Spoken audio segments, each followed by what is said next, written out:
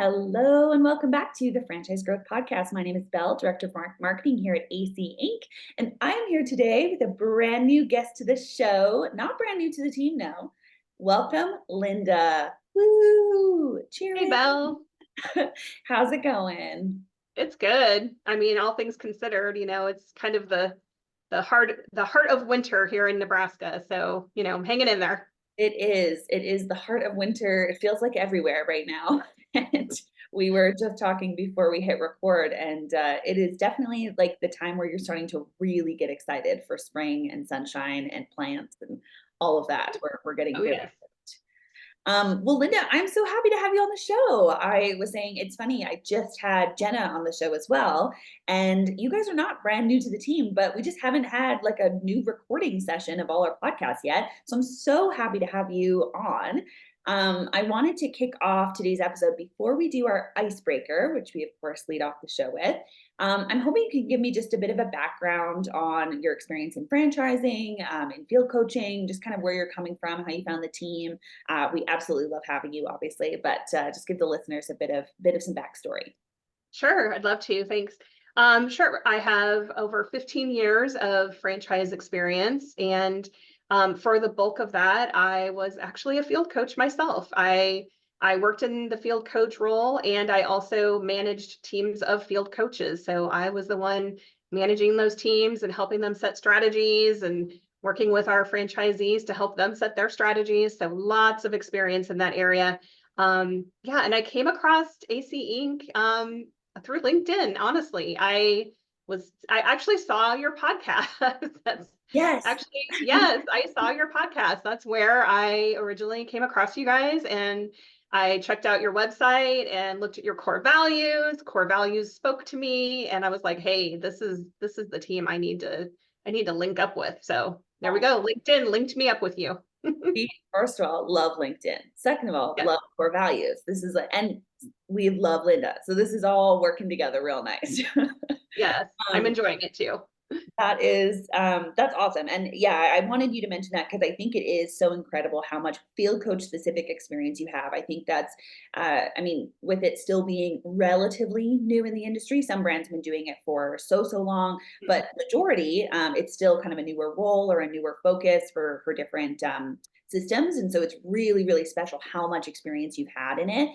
So when we get into our topic today, it'll be really cool to hear lots of your thoughts, especially now working with clients as an AC advisor, and field coach trainer and specialist and all of that as well. So really looking forward to our topic today.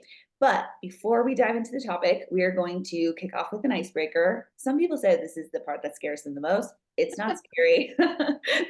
It's just a fun way to get to know all the people on the AC team. And of course, if you've ever been to an AC roundtable, you know we are kind of obsessed with like icebreakers and this or that. Oh, yes. Oh, yes. Okay, this is what movie would you Mm. watch again and again and again? Like, so not to say like favorite movie, but like what's a movie you could watch over and over and over? Oh, wow. Belle, that's a hard question. There's so many movies. I don't think that's that hard. I'm not going to hold you to it. You don't actually have to. I know, but there's so many that I probably have watched over and over and over again. It's funny because my husband and I differ very much on this. Like, he's a one and done. Like, he watches it once and he's done. Like, he doesn't need to watch it a second time. He's already seen it. He's on to the next one. I see something that I like. I'm like, ooh, I want to watch it again. Um, what would I watch over? And I mean, Elf, but since we're Okay. already past the holidays, what would I watch over and over and over again? Gosh, Okay, can I answer mine just to give you an idea? yeah, yeah. Okay, one of my first of all, a movie I could watch literally 1,000 times is of course my fave, Ocean's 11. Love that movie. Oh, Like okay. the Yeah. George Clooney one. Love that movie. But what's so funny, and so my husband is the same. He's very much like he's not a rewatcher. He's like, there's so many other movies we could watch. But I am a really big Jurassic Park fan. Oh, Like I love this movie, and it's funny. I love the remake ones. Like I will watch the remake ones because they're kind of like the old school ones are like so good, like the original ones. But the new ones I find so good for like when you're sick or I'm just kind of like half watching. I could just watch them over and over and they're kind of cheesy sometimes. Like I yeah. love it. They're such a good like rewatch when sick or stuck at home or whatever. Yes. So those Yeah. definitely high on my list for Yeah. sure. So that helps me, like, okay, and I'm gonna be aging myself totally, but I'm a girl of the 80s, like The Breakfast Club. I love, like, Yes. if it's on, I'm watching it. I'm watching it. Oh, and Grease. Like, Oh my gosh. my poor children probably know all the songs in Grease, not because they want to. Hysterical. I was just talking about Grease for the first time in ages, like this week, um, because I watched it all the time when I was younger. Like it was such a foundational musical for me. And then I Yeah. was thinking back and I was like, it was not really super appropriate. Like it's No, very no, I'm not like a small no. kid, but still. Not appropriate, not appropriate, but and then The Family Stone, I love that movie. If you haven't seen it, check it out. It's another kind of holiday-ish movie, but very good. I've heard a lot Uh, of people that's on their Christmas list. Those are some we yeah, have given some good recs. If anyone was here for some movie recs, we have given some very good yes, ones. yes, Okay, love it. That was great. And good to know that we share a love of Greece. I love that. yeah. Okay, so we are going to dive into quarterly planning with franchisees today. That's kind of going to be our overall topic. We're going to get into a couple different parts of it though. So I know that you mentioned this right off the bat, but what we're talking about is quarterly planning is not, of course, the thing you start with, right? So that overall vision, the big annual planning, the big picture planning, the 10-year, the long term, that's of course going to come first as a field coach. So if you just start working with a franchisee, we're not diving right into like what does the next 90 Yeah, days look like. So thank you so much for that reminder before we recorded. Like definitely we yeah. need to start off with that. This is not the first step we take. This is more the next thing that we are starting to focus on when it comes to larger chunks of goals and reviewing Mhm. goals and that type of thing. So let's just talk about it broadly. So when do you do this with franchisees? Like I've heard even some field coaches go, like we could kind of kick off at the beginning of every quarter kind of by the year, but then Mhm. sometimes people do it like every 90 days. When would you kind of recommend a coach like start doing this with franchisees? Should they stick with the proper calendar of the quarters? Should they do it every 90 days? Should they do it every on the certain date of every third month? And then what would that typically look like if you're a coach and starting to do that work with franchisees? So just kind of what would that process look like in terms of timing and what you'd actually be working on? Sure, great question, Belle. Ideally, yes, I would stick with the quarter or the calendar, whatever that is. Some companies use a little bit of a different, That business year. Yeah. So whatever their, corporate business year is, whatever their annual year is. But I would chunk it up into those quarterly timeframes, and I would try to be as consistent as possible. And getting something penned out, thought through in advance of the next one starting obviously is ideal. So that way they can hit the ground running when that next quarter begins. yeah. Yeah. And then always, having some good touch points in between, because you want to lay that foundation, you want to define what those goals are, but then you want to make sure that you're having some good conversations in between to make sure that they're making progress. If they're running into any roadblocks, you can help them out along the way, help them on that journey throughout that quarter as well.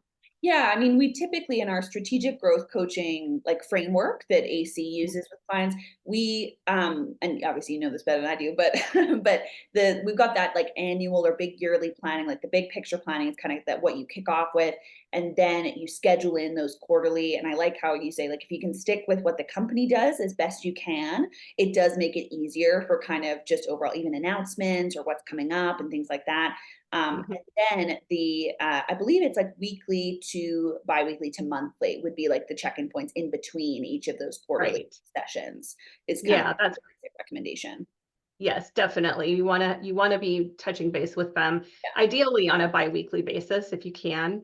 Monthly at a minimum, but biweekly is ideal for Yeah. sure. And it's going to vary, depending on the franchisee that you're working with and maybe even what's going on in their world. Mhm. Some of them may be able to, to commit to that biweekly and then something comes up and you just have to be flexible. Flexibility, I think, is one of the key characteristics of a good coach. You have to be able to bend and flex to what's going on. We oftentimes have the things that we see for them that we know, oh my gosh, if we could just get them to do this XYZ, they could be so much further ahead. But they have to be able to, get it done themselves. They have to one, want to do it, which is part of the process as well, right? And they have to have the time to make sure that they can get those things done in addition to everything else that they're doing because they're running a business, you Yeah. know? Yeah, it is a lot. So that's awesome. That's helpful in terms of the timeline and kind of what touch points are happening in between. And then for the actual quarterly planning session, like what that would look like. Because and we've had other episodes talking about more of those like biweekly calls and kind of what those just check-in calls or coaching calls or whatever, a company wants to call them.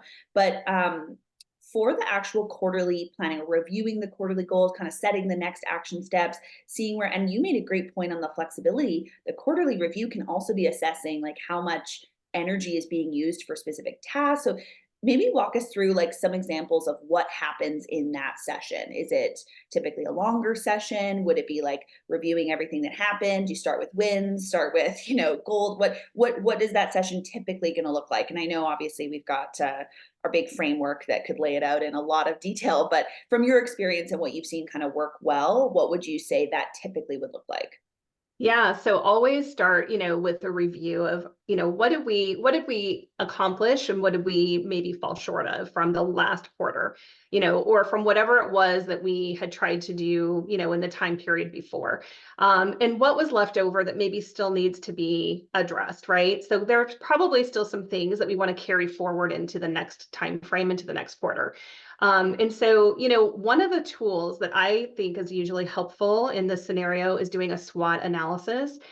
SWOT analysis is great, especially during strategic planning and annual planning, but I feel like that's a tool that you can dust off almost any time of the year. Like you can bring that bad boy out during quarterly planning also, and just do a quick SWOT analysis and just see like, hey, has anything changed? Is there anything new? Are there any new threats or opportunities or any new weaknesses that have popped up since I last kind of, took stock of all of this.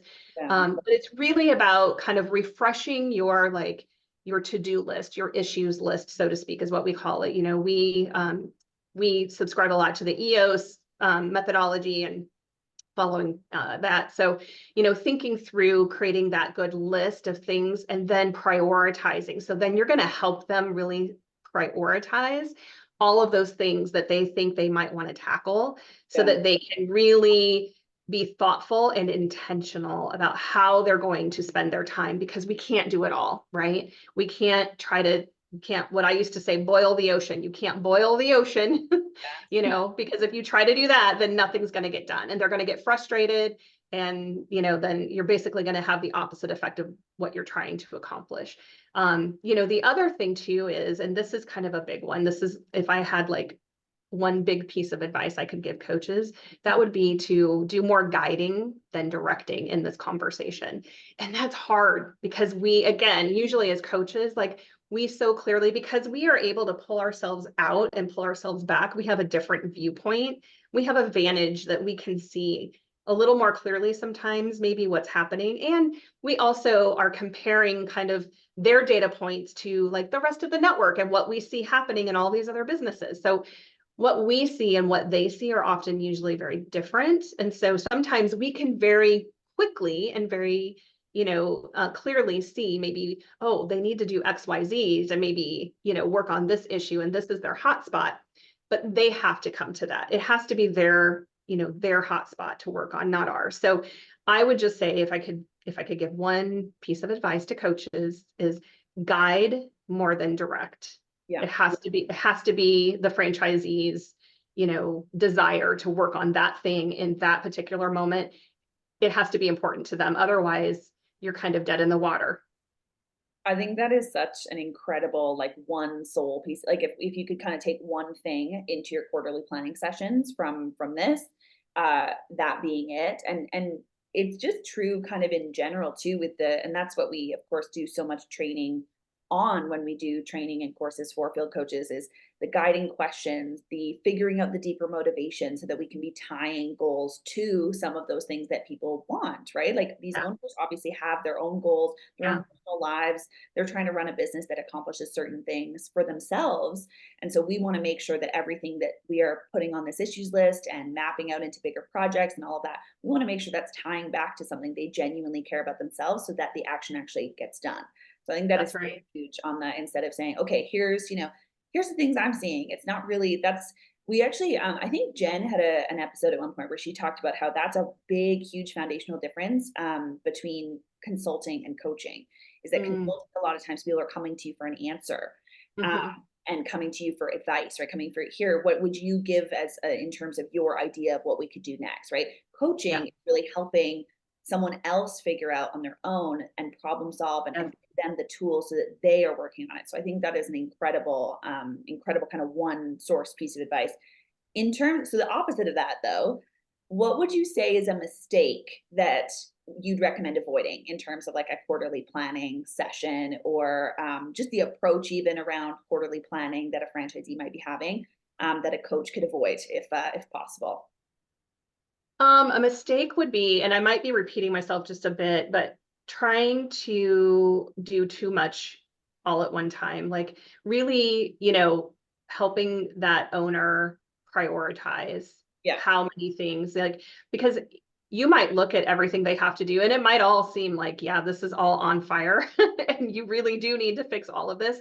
yeah, But, I honestly, if they can just work on 2 to 3 things in that quarter, that's probably going to be about what they can handle. Most people really can probably only truly tackle about, maybe 3 really solid things. yeah, You start getting beyond that, depending on the person. Now, there could be some people whose capacity to, manage beyond that, and, probably depends on their team, and it depends on, there's a lot of factors that will depend on. But I would say, 3 really good goals for a mhm, quarter, that's probably a great place to start, unless they're super, super skilled at it. And they're really, really great at time management. They're really super, people leaders. They have a really solid team. Then they could probably take on a little bit more. So I mm, think you have to gauge, like, what is the nature of the issues that they're trying to fix, and then look at the type of support they have on their team, because the team is going to be helping them execute on these goals. yeah, So you have to understand, like, who all will be involved in this process, and how much support will they be able to lend to this cause, or is that part of the issue as well? Because if that's part of the issue, then you really have to probably dial back, like, what are our expectations for how much we can actually accomplish in this particular quarter. We can carry things over to the next quarter. The other thing I would say also, going back to what you just said about aligning, like, anything that they do land on needs to always align to what their overall goal is for their company. So mhm, whatever it is that they're trying to achieve, that bigger goal, their why, whatever it is, that it all has to align for that. Otherwise, there's no point in doing it. yeah. For sure. And I think so many things popped out there. Like, first of all, we talked already about like the timeline of when we'd be doing this, and then kind of what you'd start with, which is, of course, a review of kind of what have we done, what wasn't working, what did really work. But also at that point, you did mention like assessing then what resource they have or what type of owner are they, right? Have they been doing this forever and they've got a whole system built out and so they can be working on these bigger projects, and that's great. Or are they at the point where they're building out the support structure so they can take on more of these business growth projects, right? So Yeah. I really love that that's a big step that can be done in that stage too. And that's also what comes from building that relationship, right, with a field coach and a franchise owner. Mhm. Is to really start to understand what their business looks like, who they are as a person, what they thrive under, what they struggle with, right? So and that goes for obviously any type of coaching, is that it's really helpful when you do start to build a bit of a foundation with your coach as well, which is, of course, why we start with the annual planning, getting to know the business a lot better, getting to know the franchisee. And then these Yeah. quarterly sessions, you'll have a bit more of those tools to be helping them with that priority list. I think the priority list is very real. I know, myself, I am very guilty of mapping out a few too many projects for any given Mhm. timeline. And I think that's also something to be watching out for, right? Is someone who's going, I really want to be accomplishing all these things and I can picture being in a position to do those. But you're so right, as a coach, it's part of you to also set them up for success, right? And go, okay, well, what are the actual things that are going to move us towards the big goal for the year or the big goal for the next 3 years?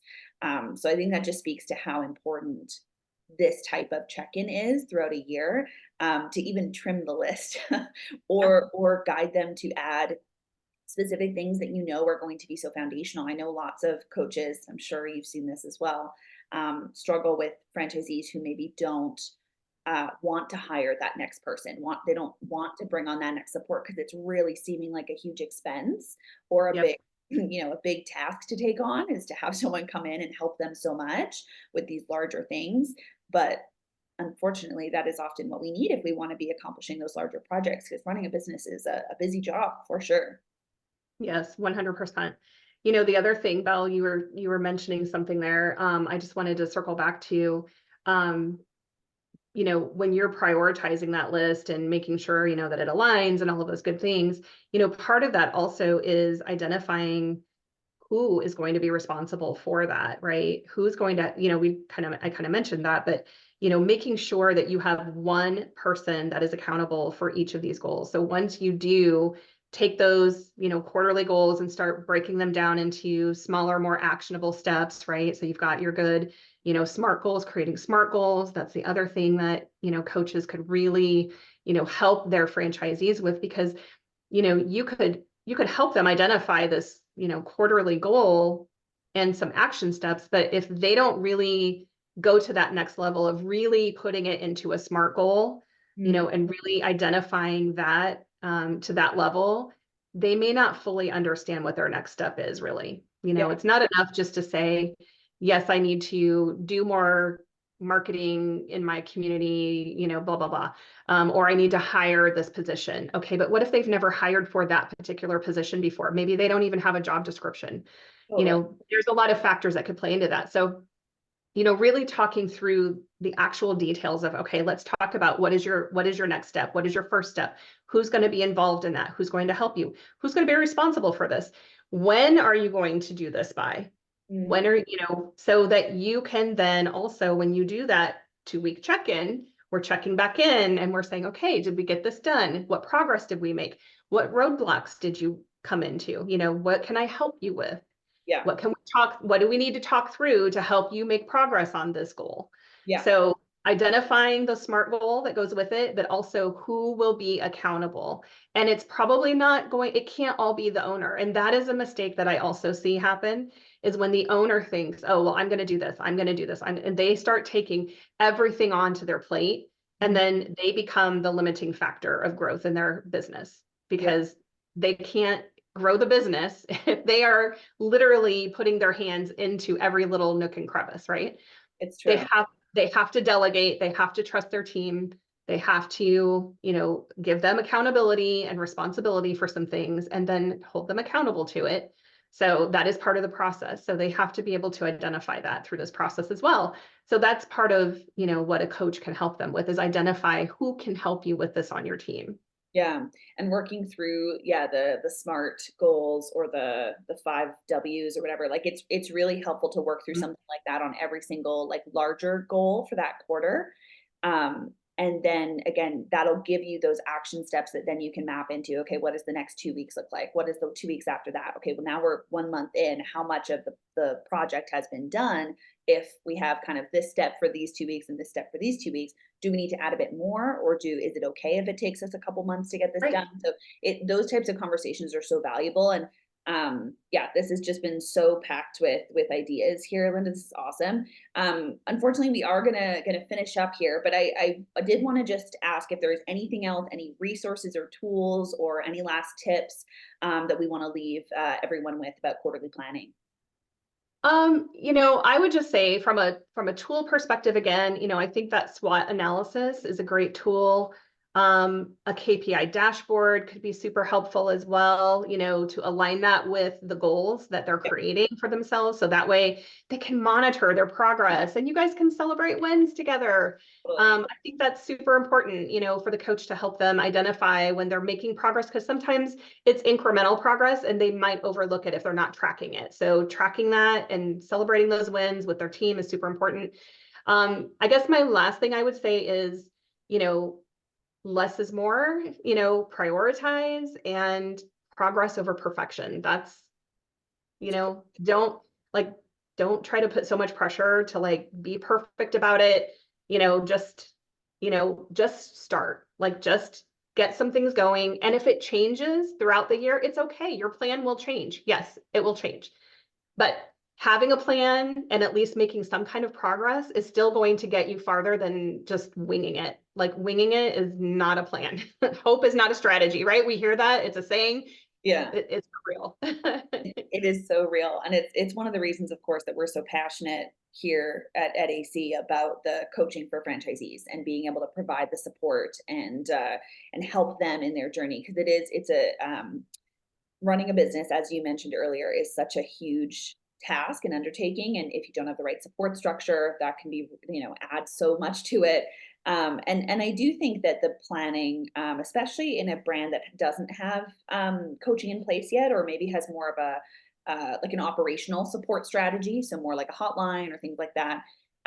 It can be really tricky, I think, for franchisees to feel like, okay, if I'm going to make a plan and build out this spreadsheet and track all Yeah. my KPIs and have it all attached, it has to be so amazing. It has to be Mhm. like this incredible document. And I have to do it Yeah. properly and whatever. And that's exactly what we help with. It does not have to be like that. In fact, it is going to evolve because your goals are going to evolve and your business Yeah, is going to evolve. And there's going to be things we can't plan for. that's right. Something starts getting built right next to you. Okay, well, that's going to change what our priorities are for our marketing and things like that. Like that is Right. all just going to happen. And that's where those regular checkpoints can be helping us Mhm. adjust as we go. And I think that is such an important thing to remember, even as a coach, as you're going to franchisees and talking about this process or saying, okay, we're going to do our first quarterly planning session. Or if someone starts to feel nervous that like this goal isn't important to me anymore or doesn't apply anymore, like I think that can build some interesting conversations into the process, but it's just how it goes. That's how all goals work. That's right. Life is a journey and things change, and that's okay. We just have to flex with it, but just keep putting one foot in front of the other, Yeah, have a plan, and if that plan changes, it's okay. Yeah. totally. Totally. Yeah. This was incredible, Linda. Such a great episode. I will mention if anyone is interested in that SWOT, you did bring up the SWOT analysis several times in this one, an incredible tool. We did actually do an episode 81 of the show. Brecken was on talking about how to coach with that tool. So if Mhm. anyone's hearing that and going, oh, that's a great step that I could take, go listen to that episode. It goes into detail about how he uses that tool with franchisees as a fractional coach. So it's a really helpful episode if that's like one actionable step you're going to be taking from today's chat. Yeah. Uh, Great. awesome. Well, thank you so much, Linda, for being Yeah. here. It's Thanks so for having fun. me. And thank you everyone for listening. We value all of our listeners so much. We just love being able to put together these value packed episodes for you. And hope everyone has a great week. Go be awesome.